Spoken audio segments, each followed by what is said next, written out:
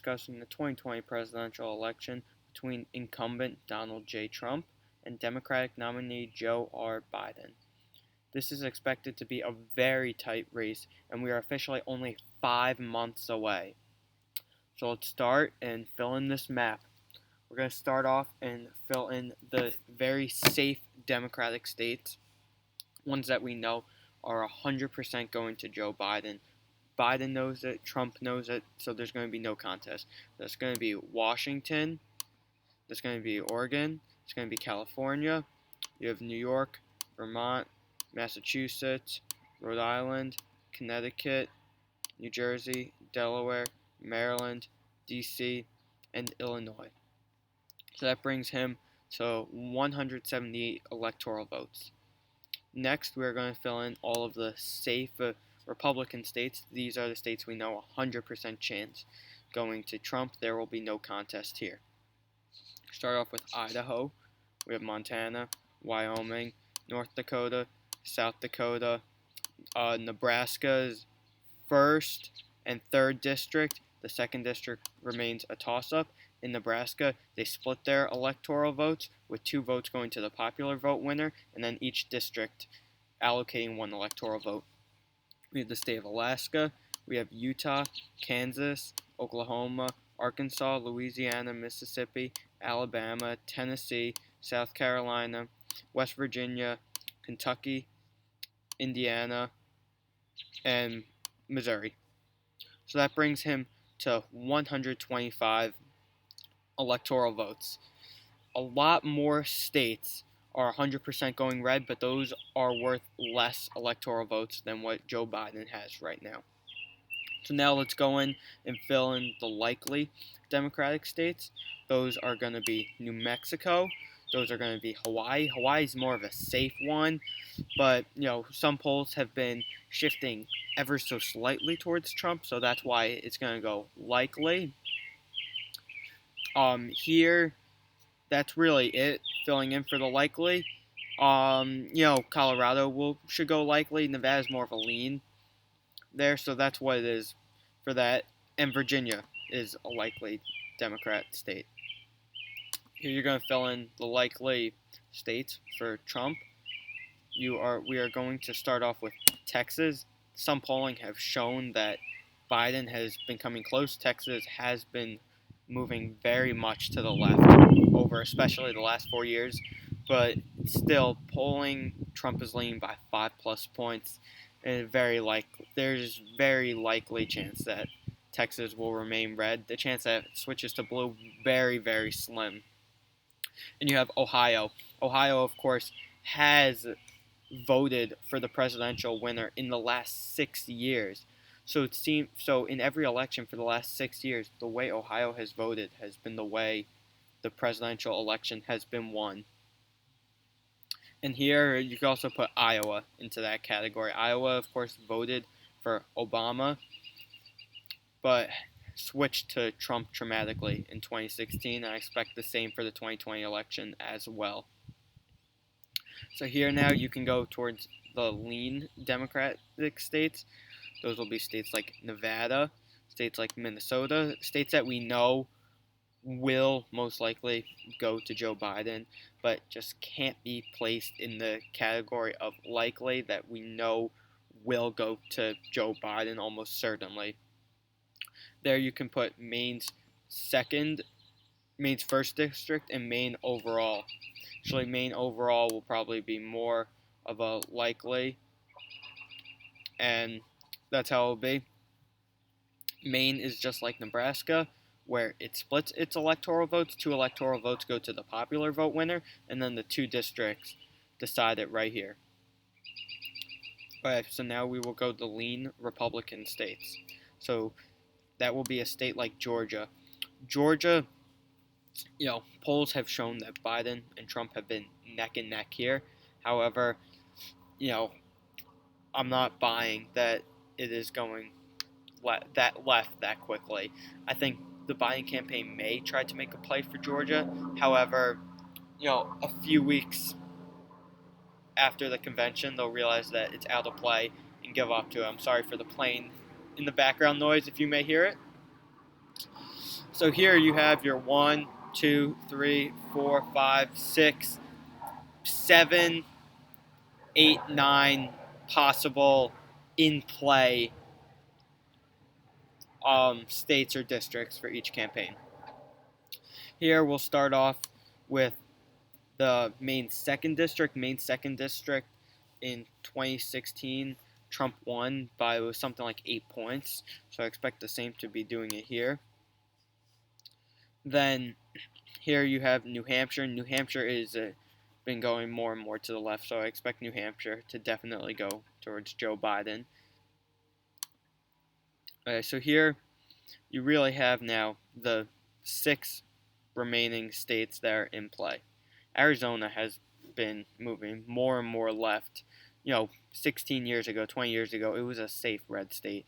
Wasn't even close, no contest. However, it's dramatic shift towards the left.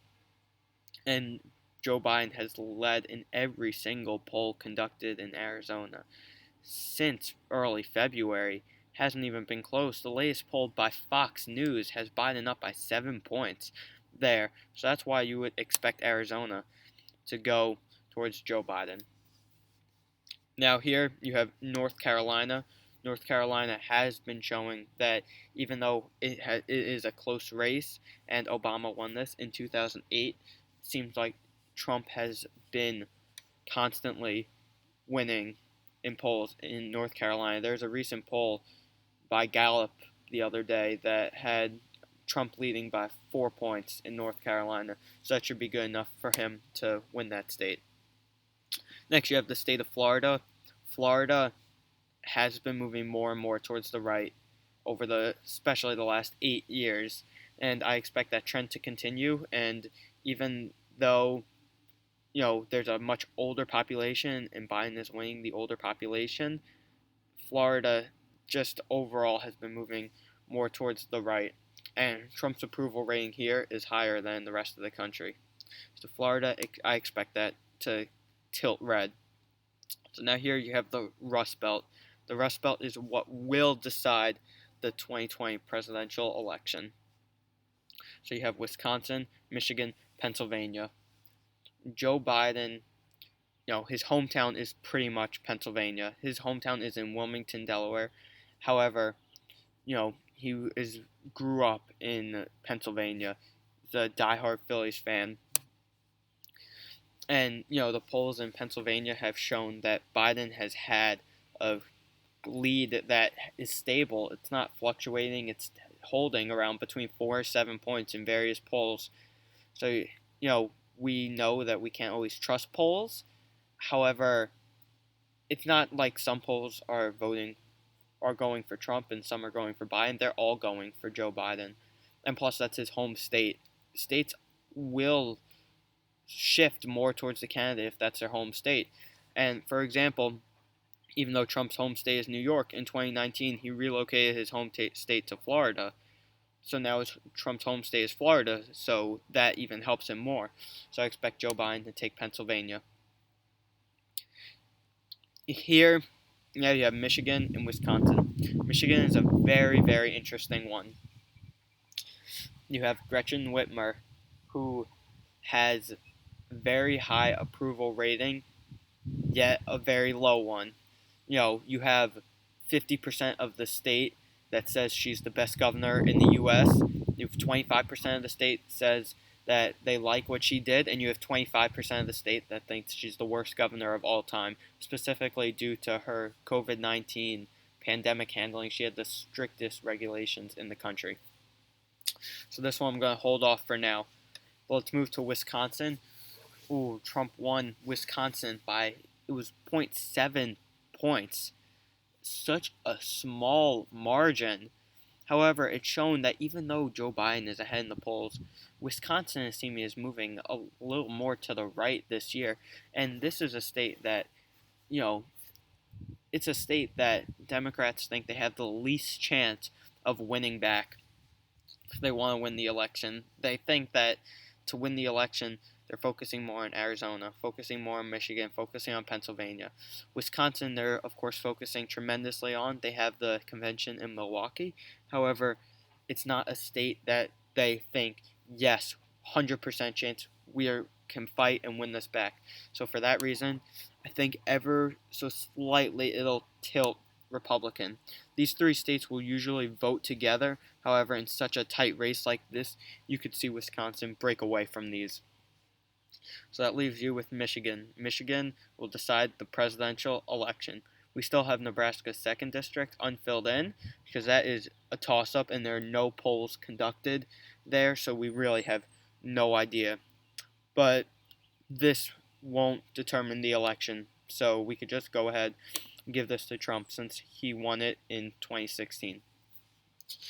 So with Michigan, polls have shown Biden ahead, Biden ahead by a substantial margin, but there are some polls that show that it's neck and neck. So, which polls do you believe? I'm not sure, but voter turnout is going to be what determines the election.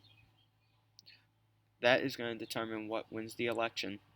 So what will happen here? I think Detroit, the city of Detroit, will get to be the one who determines the election. I think due to everything that is happening with the pandemic, with the George Floyd protests, people are going to come out and vote. And the city of Detroit, since it's so blue, I think that ever so slightly make Michigan tilt blue. And there you go. I think Joe Biden, 5 months away, will win the presidential election with 279 electoral votes to Donald J. Trump's 259, making Joe Biden the 46th president of the United States. Make sure you stay tuned and subscribe so more content like this can continue coming out. And, we are 5 months away from the election, and more content will be coming as we move along. Thank you.